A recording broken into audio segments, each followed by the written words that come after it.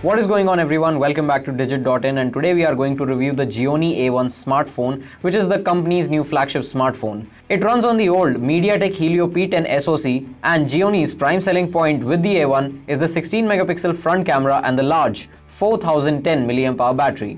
The 16 megapixel front camera produces good selfie photographs on overall terms and is evidently the best front cameras in the market. Skin tones are still softened to make faces look brighter, and sharp edges and coarse textures also produce softness to smoothen out blemishes. However, you still get decent details on face textures, and the front camera module on the Gionee A1 is perfectly impressive when there is ample light source around photographs. The rear camera on the Gionee A1 is a fairly competent package. The 13 megapixel shooter uses a Sony IMX258 sensor and is definitely one of the most capable cameras in the sub 20,000 segments.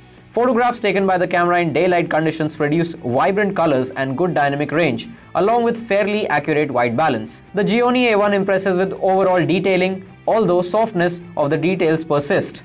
It is among the best in class in terms of color accuracy and overall details. The Gionee A1 is not really exemplary in terms of design. There are some small tweaks like bronze inlays on buttons and a slightly curved rear panel, but for the most part, the phone resembles every other budget smartphone in the market, and the tweaks do little to add practical elements here. The chamfered edges break the flow of rounded edges in the designing and do little to add any practical element here. The build quality feels better than phones like Xiaomi Redmi Note 4 and Moto G5 Plus, which in turn makes it look premium. The 5.5-inch AMOLED display is one of the best attributes of this device. Colors look fairly natural and are not as oversaturated as most AMOLED panels produce. Touch response is smooth, and an oleophobic coating on the screen repels fingerprints and smudges. Viewing angles are quite good without any majority noticeable color shifts, but the brightest viewing spot is at the central axis. Our test showed maximum luminance of 590 lux at the center of the display, which is quite decent considering the price. The UI takes about 1 GB of RAM. The entire OS plus user interface combo leaves only 52.61 GB of usable space on the Gionee A1. The device performs reasonably well and is easy to use. The only issue we faced was with the internet connectivity.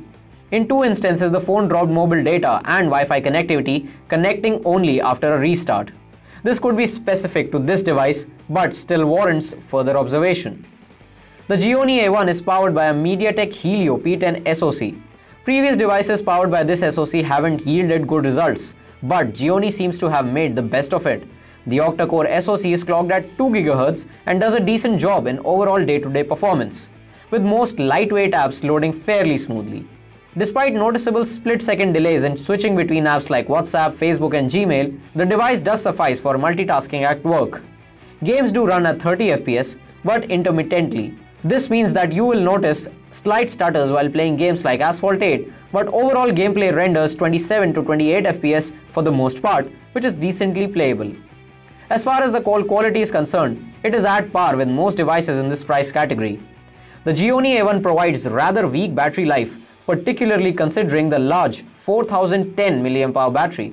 It lasts for about a workday, but you do expect more from a battery this size, especially from the company that made the Marathon series. We recorded 7 hours and 34 minutes on the PC Mark battery test, which is low compared to the phones like the Lenovo P2. The Gionee A1 is a worthy choice considering its performance and the quality of display in the sub 20,000 segment. But taking every element into consideration, this is not the best smartphone to buy. Thank you for tuning into Digit, and for more videos, subscribe to our channel.